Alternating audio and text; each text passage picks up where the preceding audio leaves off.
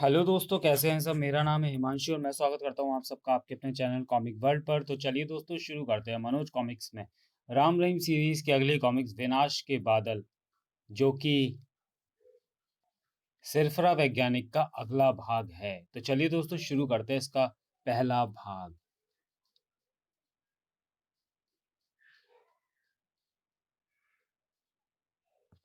पिछले अंक सिरफरा वैज्ञानिक में आप पढ़ चुके हैं कि भारत के वैज्ञानिक प्रोफेसर प्रदीप शर्मा ने एक ऐसी किरण का आविष्कार किया था जिससे पहाड़ को पलक झपकते ही राई बनाया जा सकता था, समुद्र को सुखाया जा सकता था और रेगिस्तान में बंजर भूमि को आसानी के साथ उपजाऊ बनाया जा सकता था। भारत सरकार द्वारा इस आविष्कार के संबंध में काफी गोपनीयता बरतने के बावजूद भी न जाने कैसी इसकी खबर विश्व के एक भयानक अपराधी ब्लैक ड्रैगन और विश्व के अनेक देशों के साथ साथ जमैरिका की भी लग जाती है। जमैरिका सीक्रेट सर्विस का चीफ अपने खतरनाक एजेंट टोरा उर्फ ट्रिपल थ्री को उस आविष्कार का फॉर्मूला उड़ाने भारत भेजता है। इधर उधर अपराधी ब्लैक ड्रैगन अपनी अजीब गरीब वेल नुमा पनडुब्बी द्वारा प्रोफेसर की बेटी लता का अपहरण कर लेता है और प्रोफेसर को धमकाकर एक जहाज में बुलाता है। प्रोफेसर शर्मा राम रहीम को सारी बात बताकर उनके साथ जहाज में पहुंचता है। वहां ब्लैक ड्रैगन का एक आदमी प्रोफेसर से मिलता है, लेकिन उनमें जो वार्तालाप होता है उसे दूसरे कमरे में मौजूद राम रहीम सुन लेते हैं और यह फैसला कर लेते हैं कि वे वेल नुमा पनडुब्बी द्वारा अपराधी के अड्डे में मौजूद में पहुंचकर उसका खात्मा करेंगे। और जब आधी रात के समय वेलनुमा विशाल पनडुब्बी उनके जहाज का अपहरण करती है तो अकस्मात लगने वाले झटके से राम रहीम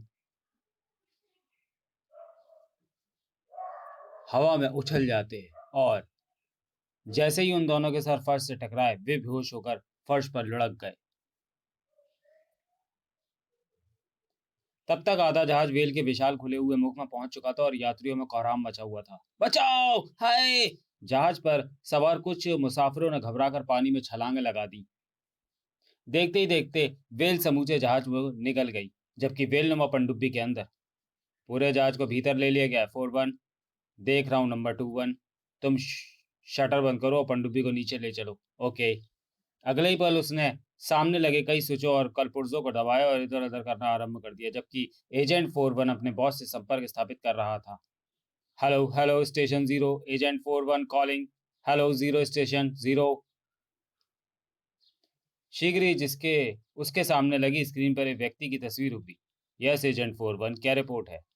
जहाज का कुशलतापूर्वक अपहरण कर लिया गया है और अब हम स्टेशन पहुंच रहे हैं। ठीक है, यान के स्टेशन के ऊंचे स्थान पर पहुंचते ही द्वार खोल दिया जाएगा और जहाज में मौजूद सामान और लोगों को गार्ड अपने कब्जे में ले लेंगे। ठीक है। तब तक एजेंट 4-1 का दूसरा साथी वेल का मुंह बंद करने के बाद उसे पानी के तल में तेजी से एक और बढ़ाए लिए जा रहा था। दुनिया का कोई भी इंसान इस बात की कल्पना तक नहीं कर सकता था कि हिंद महासागर के तल में अजीबोगरीब शीशे के गोले के भीतर एक बहुत बड़ा किला भी हो सकता है और जिसकी सुरक्षा वैज्ञानिक तरीके से की गई होगी। और पानी इस शीशे के गोले की दीवार से 40-50 फुट दूर रहता होगा और पानी को शीशे की दीवार से दूर रखने का कार्य एक विशेष प्रकार की तरंगों द्वारा किया जाता होगा।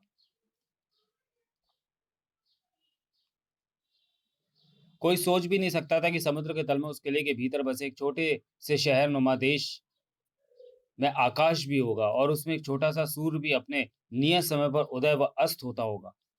रात के समय चांद सितारे भी चमकते होंगे तथा वह आकाश सूरज चांद और सितारे कृत्रिम होंगे।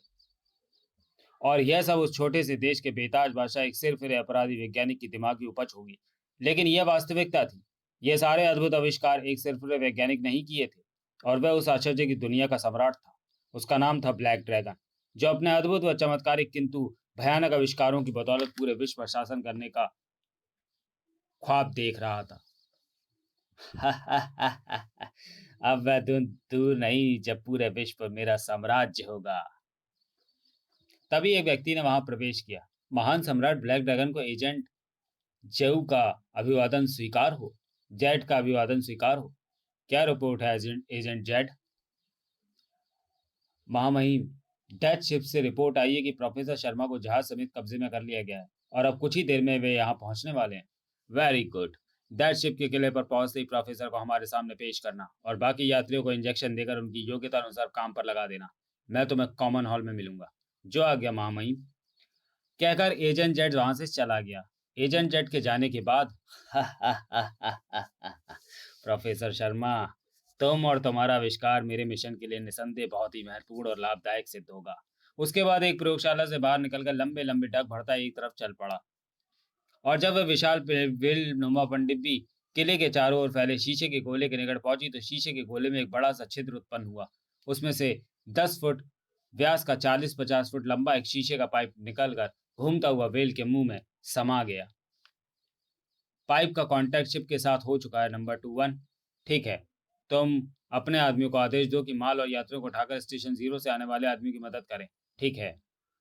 उधर शीशे के गोले से निकलकर पनडुब्बी के साथ जुड़े उस 40-50 फुट के शीशे के पाइप का दूसरा सिला किले के भीतर बनी एक बड़ी सी इमारत के एक बड़े से कमरे से जुड़ा था। जाओ, डेथ शिप में जाकर जहाज से यात्रियों और माल के साथ प्रोफेसर शर्मा को भी ले आओ, लेकिन सावधानी से। Yes sir. फिर ब्लैक ड्रैगन के आदमी एक एक करके सीढ़ियों से होते हुए उस गोल क्षेत्र में प्रवेश करने लगे और शीशे के पाइप के भीतर से होते हुए वेलनुमा पनडुब्बी की ओर बढ़ने लगे। शीघ्र ही पनडुब्बी के भीतर मौजूद जहाज के अंदर पहुंचकर उन लोगों ने बेहोश यात्रियों को उठा उठाकर पाइप के रास्ते से ही किले के भीतर उसी कमरे में पहुंचाना आरंभ कर दिया जहां एजेंट जेड मौजूद था। शाबाश, इन्हें फर्श पर लिटा दो और जरा और तेजी दिखाओ। जल्दी उन्हें प्रोफेसर शर्मा भी एक केबिन में बेहोश पड़ा मिल गया। गुड, प्रोफेसर प्रदीप शर्मा यही है, इसे सावधानी से उठाओ। ओके। लगभग 1 घंटे बाद यात्री वाहक जहाज से सभी यात्रियों को उस कमरे में पहुंचा दिया गया। सर, प्रोफेसर शर्मा सही सभी यात्रियों को यहाँ लाया जा चुका है। गुड, पाइप को भीतर ले लो तथा इन सब यात्रियों को बेहोशी में ही इंजेक्शन लगा दो ताकि होश में आने के बाद ये खुद को भूलकर सब हमारे आदेशों को गुलाम हो जाए। Yes sir. उसके बाद एजेंट जेट फर्श पर एक तरफ बेहोश पड़े प्रोफेसर शर्मा के निकट पहुंचा। नंबर 7, तुम प्रोफेसर को उठाकर मेरे साथ रूम नंबर 33 में चलो। Okay sir. अगले ही पल वह व्यक्ति प्रोफेसर को कंधे पर डालकर एजेंट जेट के साथ उस कमरे से बाहर निकलकर एक तरफ चल पड़ा। इधर कमरे के भीतर नीली पीली व लाल वर्दीधारी व्यक्ति जमीन पर बेहोश पड़े व्यक्तियों के सरों पर एक ऐसा इंजेक्शन लगाने में जुट गया जिससे इंसान का मस्तिष्क सुन्न हो जाता था। उस इंजेक्शन के प्रभाव से इंसान देख, बोल, सुन और काम तो कर सकता था, लेकिन अपनी इच्छा अनुसार नहीं। वह वही काम कर सकता था जिसका उसे आदेश दिया जाता। और दो व्यक्ति मशीन पर लगे एक हैंडल को घुमाते हुए शीशे के पाइप को पनडुब्बी से अलग करने में जुट गए। उन बेहोश व्यक्तियों में राम रहीम भी थे, जिनके चेहरों पर मेकअप था। ब्लैक ड्रैगन के एक आदमी ने जैसे ही रहीम को इंजेक्शन लगाने के लिए उसका सिर पकड़ा, सर पर लगी विग उतरकर उसके हाथ में आ गई। आए, मेकअप? कौन हो सकता है ये छोकरा?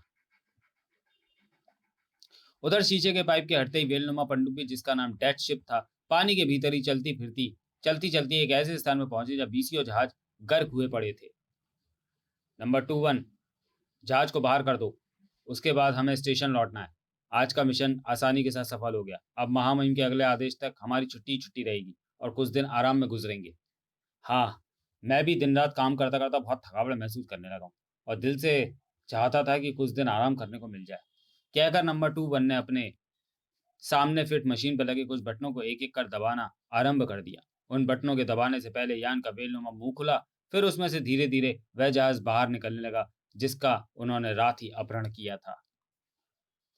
शीघ्र ही डेथ शिप उस जहाज को वहां छोड़कर वापस लौट पड़ा। उधर किले के भीतर अब तक राम का भेद भी खुल चुका था। आश्चर्य है, ये दोनों छोकरे जहाज में मेकअप में क्यों सफर कर रहे थे? मुझे तो दाल में कुछ काला लगता है, कहीं ये दोनों जासूस ना हो सकता है मेरे विचार से इन्हें इंजेक्शन न लगा कर पहले इन्हें महामहिम के सामने प्रस्तुत करना बेहतर रहेगा। यदि ये जासूस हुए तो महामहिम साहब इनसे सारी सच्चाई उगलवा लेंगे। हाँ, यही ठीक रहेगा। तुम दोनों इन्हें ले जाओ और होश में लाकर महामहिम के सामने पेश करो। तब तक हम इन बाकी लोगों को होश में लाकर काम में लगाते हैं। इंजेक्शन लगाने का काम तो पूरा हो चुका है। ठीक है। उसके बाद दो व्यक्ति राम रहीम के बेहोश शरीरों को कंधे पर डालकर कमरे से बाहर की ओर चल पड़े और बाकी व्यक्ति फर्श पर मूर्छित पड़े व्यक्तियों को होश में लाने के प्रयत्न में जुट गए। लगभग आधे घंटे के परिश्रम के पश्चात ब्लैक ड्रैगन के आदमी स्त्रियों, पुरुषों और बच्चों को होश में लाने में सफल हो गए। फिर अत्यंत ही बूढ़े एवं कमजोर लोगों को छांटकर एक तरफ कर दिया गया। होश में आने के बाद सभी जीवित पुतलों की तरह लग रहे थे। नंबर 10, तुम और नंबर 11, 14, 15 और 20 इन तंद्रों से स्त्री पुरुषों और बच्चों को लेकर पॉइंट 3 पर जाओ और सबको काम पर लगा दो। मैं इन बेकार लोगों को गैस चैम्बर में खत्म करने के लिए ले जाता हूँ। ओके। फिर नंबर 10 जवान व स्वस्थ स्त्री पुरुषों और बच्चों को भेड़ बकरियों के समान हाँकता हुआ अपने साथियों के साथ एक तरफ चल दिया। वह एजेंट जेड अन्य लोगों को लेकर दूसरी तरफ बढ़ गया। बूढ़े एवं कमजोर स्त्री पुरुषों को शीशे के एक बड़े से चैम्बर में बंद करके उसमें जहरीली गैस छोड़ दी गई। कोई बचाओ! कुछ देर तक चीखते चिल्लाते रहने के पश्चात उन सब ने तड़प तड़प कर दम तोड़ दिया। चलो, अब तुम सब इनकी लाशें ठिकाने लगा दो। ओके। उधर नंबर 10 स्वस्थ स्त्री पुरुषों और बच्चों को लेकर किले के भीतर एक ऐसे स्थान पर पहुंचा जहां पहले ही असंख्य स्त्री पुरुष व बच्चे खुदाई व पत्थर तोड़ने आदि का काम कर रहे थे। शायद वहां किसी इमारत आदि का निर्माण कार्य चल रहा था। चलो, तुम सब ये फावड़े, कुदाल व तसले आदि लेकर खुदाई करने, पत्थर तोड़ने और मिट्टी उठाने के काम आदि में अपने मनपसंद के काम में जुट जाओ। उधर इधर एजेंट जेड प्रोफेसर शर्मा को होश में लाने के पश्चात ब्लैक ड्रैगन के पास लेकर पहुंचा। मैं तुम्हारा स्वागत करता हूं प्रोफेसर। मुझे दुख है कि यहाँ तक आने के लिए तुम्हें थोड़ा कष्ट उठाना पड़ा। कौन हो तुम? मुझे ब्लैक ड्रैगन कहते हैं। फिलहाल तो मेरे आदमी मुझे इस नाम से जानते हैं, लेकिन मुझे विश्वास है कि एक दिन दुनिया भी मुझे इस नाम से जानने लगेगी। ओह, तो यही है ब्लैक ड्रैगन जिसने मेरी बेटी का अपहरण किया। मेरी बेटी कहाँ है और तुम मुझसे क्या चाहते हो? तुम्हारी बेटी सकुशल है प्रोफेसर, और अभी कुछ ही देर में उसे तुमसे मिला दिया जाएगा। अब रहा मेरे चाहने का सवाल, तो सुनो। मैं तुम्हारा वह किरणों वाला आविष्कार चाहता हूँ, और चाहता हूँ कि भविष्य में तुम उन किरणों को मेरे लिए, सिर्फ मेरे लिए तैयार करो, ताकि मैं जल्द से जल्द पूरी दुनिया को मुट्ठी में कर सकूं। तुम्हारा ये सपना कभी पूरा नहीं होगा शैतान। मैं मरते मर जाऊंगा, लेकिन तुम्हारे लिए काम करना तो दूर, और इस आविष्कार के फॉर्मूले तक की तुम्हें हवा नहीं लगने दूंगा। कुत्ते, वह आविष्कार मेरे देश की अमानत है, और देश का यह तुच्छ सेवक उस अपमान की अमानत की रक्षा के लिए अपनी बेटी तो क्या, सैकड़ों बेटियां कुर्बान कर सकता है। अच्छा।